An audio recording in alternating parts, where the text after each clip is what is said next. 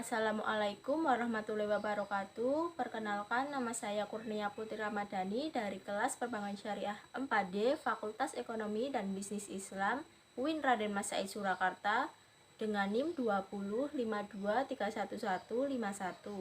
Pada kesempatan kali ini saya akan sedikit memaparkan materi tentang kebijakan moneter dan kebijakan fiskal dalam mata kuliah Ekonomi Makro dengan dosen pengampu Ibu Rizky Nur Ayu Ningtyas Putri, SEME. Kebijakan moneter dan kebijakan fiskal. Kebijakan moneter adalah kebijakan pemerintah untuk mengendalikan perekonomian melalui jumlah uang yang beredar atau JUB yang dilakukan oleh Bank Sentral. Tujuan dan peran kebijakan moneter yaitu menjaga stabilitas ekonomi, menjaga stabilitas harga, meningkatkan kesempatan kerja, dan memperbaiki posisi neraca perdagangan dan pembayaran. Instrumen kebijakan moneter. Kebijakan moneter sendiri dibagi menjadi dua jenis, yaitu yang pertama tight money policy atau mengurangi jumlah uang beredar, dan easy money policy atau menambah jumlah uang beredar. Instrumen kebijakan moneter antara lain yang pertama, kebijakan operasi pasar terbuka, yaitu suatu kebijakan dari Bank Sentral dengan cara memperjualbelikan surat-surat berharga di pasar uang yang berupa obligasi, sertifikat Bank Indonesia, dan surat berharga pasar uang. Yang kedua, kebijakan diskonto, yaitu menambah dan mengurangi jumlah uang yang beredar dengan cara meningkatkan atau menurunkan suku bunga oleh Bank Sentral. Yang selanjutnya ada kebijakan cadangan kas, yaitu menambah atau mengurangi jumlah uang yang beredar dengan cara menaikkan atau menurunkan cadangan kas minimum yang dimiliki oleh bank-bank umum. Selanjutnya ada kebijakan kredit selektif, yaitu mengurangi jumlah uang yang beredar dengan memperketat syarat pemberian kredit. Dan yang terakhir adalah kebijakan dorongan moral, yaitu mempengaruhi jumlah uang yang beredar dengan mengeluarkan pidato atau himbauan atau juga bisa pengumuman pada bank umum atau pelaku ekonomi lainnya. Selanjutnya ada pengertian kebijakan moneter lagi, yaitu proses mengatur persediaan uang sebuah negara untuk mencapai tujuan tertentu, seperti menahan inflasi atau mencapai pekerja penuh dengan lebih sejahtera. Dapat melibatkan mengeset standar bunga pinjaman atau biasa disebut dengan margin requirement, kapitalisasi untuk bank atau bahkan bertindak sebagai peminjam usaha terakhir atau melalui persetujuan melalui negosiasi dengan pemerintah lain. Pada dasarnya merupakan suatu kebijakan yang bertujuan untuk mencapai keseimbangan internal atau pertumbuhan ekonomi yang tinggi, stabilitas harga, pemerataan pembangunan, dan keseimbangan eksternal atau keseimbangan neraca pembayaran, serta tercapainya tujuan ekonomi makro, yaitu menjaga stabilisasi ekonomi yang dapat diukur dengan kesempatan kerja, kestabilan harga, serta neraca pembayaran internasional yang seimbang. Bank Indonesia memiliki tujuan untuk mencapai dan memelihara kestabilan nilai rupiah. Tujuan ini tercantum dalam Undang-Undang Nomor 3 Tahun 2004 Pasal 7 tentang Bank Indonesia. Menurut UU Nomor 3 Tahun 2004, Bank Sentral adalah lembaga negara yang mempunyai wewenang untuk mengeluarkan alat pembayaran yang sah dari suatu negara, merumuskan dan melaksanakan kebijakan moneter, mengatur dan menjaga kelancaran sistem pembayaran, mengatur dan mengawasi perbankan, serta menjalankan fungsi sebagai lender of the last resort. Hal yang dimaksud dengan kestabilan nilai rupiah antara lain adalah kestabilan terhadap harga-harga barang dan jasa yang tercermin pada inflasi. Untuk mencapai tujuan tersebut, sejak tahun 2005, Bank Indonesia menerapkan kerangka kebijakan moneter dengan inflasi sebagai sasaran utama kebijakan moneter, atau Inflation Targeting Framework, dengan menganut sistem nilai tukar yang mengambang atau free floating. Selanjutnya yaitu kebijakan fiskal. Kebijakan fiskal adalah suatu kebijakan ekonomi dalam rangka mengarahkan kondisi perekonomian untuk menjadi lebih baik dengan jalan mengubah penerimaan dan pengeluaran pemerintah. Lebih menekankan pada pengaturan pendapatan dan belanja pemerintah.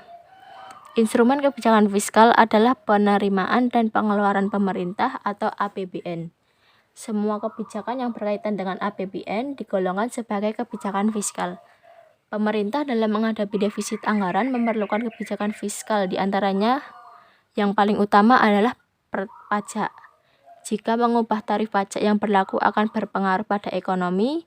Jika tarif pajak diturunkan, maka kemampuan daya beli masyarakat akan meningkat dan industri akan dapat meningkatkan outputnya dan serta sebaliknya.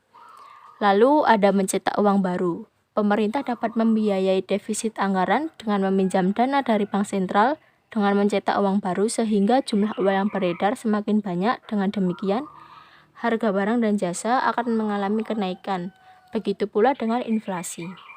Selanjutnya ada pinjaman masyarakat dalam negeri. Pemerintah dapat membiayai defisit anggaran pemerintah dengan meminjam dana masyarakat dalam negeri dengan penerbitan surat hutang atau obligasi pemerintah yang dijual kepada masyarakat. Pemerintah akan membayar obligasi pada saat jatuh tempo beserta bunga-bunganya. Dan yang terakhir ada pinjaman masyarakat luar negeri. Pemerintah dapat membiayai defisit anggaran dan dengan meminjam dana masyarakat luar negeri dengan penerbitan surat hutang atau obligasi pemerintah di pasar uang internasional. Sumber pembiayaan ini digunakan untuk membiayai defisit neraca pembayaran internasional. Lalu apa sih tujuan kebijakan fiskal itu?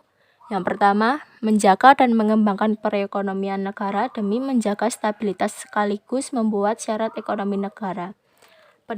Penerapan kebijakan fiskal dibutuhkan agar mempengaruhi semua sektor ekonomi negara dan memperbaiki masalah di dalamnya, mulai dari sektor korporat, perbankan, sampai bisnis mikro. Yang kedua, meningkatkan kualitas SDM yang merupakan rakyat, terutama dari segi teknologi dan perekonomian. Jika kualitas SDM semakin tinggi, harapannya SDM tadi punya kapabilitas bersaing pada global kerja nasional dan internasional. Sebagai akibatnya, sanggup semakin tinggi kesejahteraan hidupnya. Yang ketiga, untuk menjaga stabilitas harga barang, ada banyak faktor yang mempengaruhi harga barang pada pasar. Mulai dari sisi positif, misalnya meningkatkan demand, hingga sisi negatif, misalnya terjadi penimbunan dan monopoli. Salah satu tujuan fiskal di Indonesia merupakan demi menjaga harga barang agar terjangkau bagi rakyat dan terhindar dari fluktuasi. Yang keempat, mendorong untuk membangun iklim investasi lebih baik bagi pelaku pasar modal. Yang utama adalah investor, sehingga negara sanggup memperoleh pendapatan tambahan dari pajak bisnis. Yang kelima, mampu menyelesaikan permasalahan dasar yang menjadi hal penting dalam proses pembangunan. Yang keenam, mampu menyeimbangkan pengeluaran dan pemasukan pemerintah. Yang ketujuh, mampu mengusahakan peningkatan pemasukan pemerintah untuk lebih mensejahterakan rakyat. Dan kedelapan, melakukan monitoring terhadap sumber-sumber ekonomi. Yang kesembilan, menaikkan percepatan investasi di negara. Dan yang ke-10 atau terakhir, menciptakan keadilan nasional.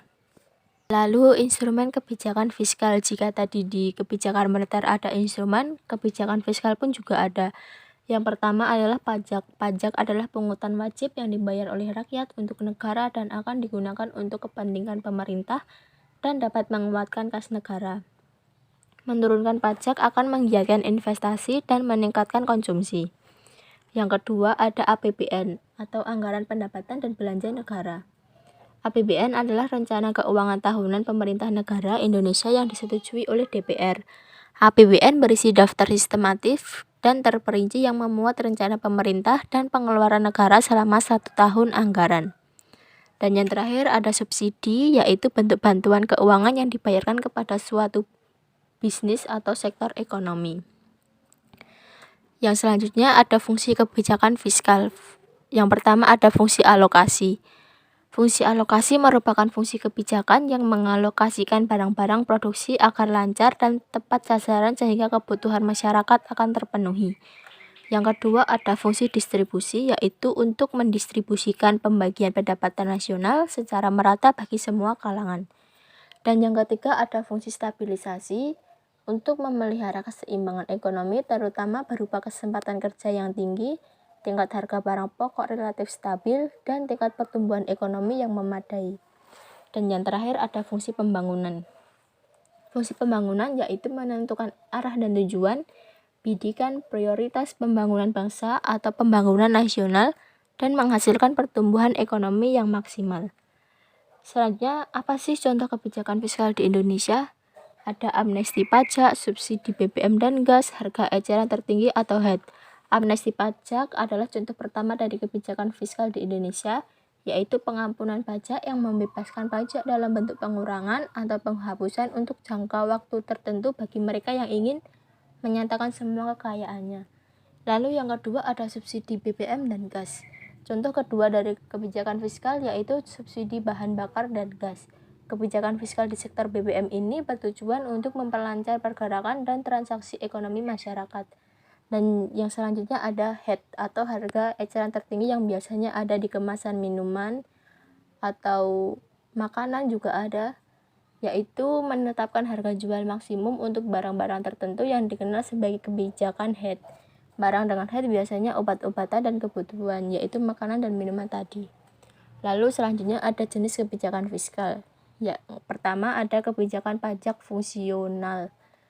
Yang dimaksud dengan kebijakan fiskal fungsional adalah kebijakan yang dilaksanakan untuk meningkatkan kualitas perekonomian secara makro yang dampaknya hanya terlihat dalam jangka panjang. Contoh kebijakan pajak fungsional termasuk beasiswa perguruan tinggi, pendanaan awal, dan masih banyak lagi. Lalu ada kebijakan fiskal yang direncanakan atau disengaja. Kebijakan fiskal yang disengaja ini adalah kebijakan manipulasi anggaran negara. Fungsi kebijakan fiskal ini yaitu untuk mengatasi masalah-masalah tertentu seperti pandemi dan krisis ekonomi. Contoh kebijakan fiskal yang disengaja seperti alokasi APBN untuk sektor kesehatan selama pandemi dan pelonggaran pajak perusahaan. Selanjutnya ada kebijakan pajak tak disengaja. Kebijakan fiskal yang tak disengaja ini adalah kebijakan dalam bentuk keputusan atau aturan yang dimaksudkan untuk melindungi stabilitas ekonomi sektor non-pemerintah. Misalnya dengan menetapkan HET tadi atau harga eceran tertinggi. Selanjutnya ada kebijakan fiskal ekspansif. Kebijakan fiskal ekspansif adalah kebijakan yang dilakukan dengan cara menaikkan pengeluaran pemerintah dan menurunkan tarif pajak. Nah, kebijakan fiskal seperti ini dilakukan saat perekonomian sedang turun dan daya beli masyarakat serta penganggurannya tinggi, dengan tujuan untuk meningkatkan pertumbuhan ekonomi yang sehat. Contoh kebijakan fiskal ekspansif yang terjadi sekarang, di mana Badan Kebijakan Fiskal atau BKF sepanjang tahun 2020 sampai 2021 mengadopsi kebijakan fiskal ekspansif. Hal tersebut membuat defisit belanja pemerintah tetap besar dalam menopang perekonomian di tengah pandemi COVID-19. Dan yang terakhir ada kebijakan fiskal kontraktual. Kebijakan fiskal kontraktual adalah kebijakan yang mengurangi pengeluaran pemerintah dan meningkatkan tarif pajak. Kebijakan ini bertujuan untuk menurunkan daya beli masyarakat dan mengalahkan inflasi. Caranya dengan membuat pemasukan lebih besar daripada pengeluaran.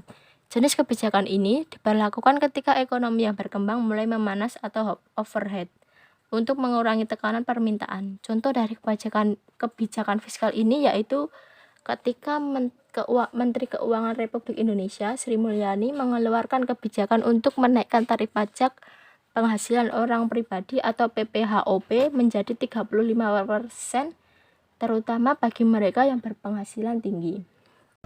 Itu tadi sedikit pemaparan dari saya. Bila ada salah kata saya mohon maaf. Wassalamualaikum warahmatullahi wabarakatuh. Terima kasih.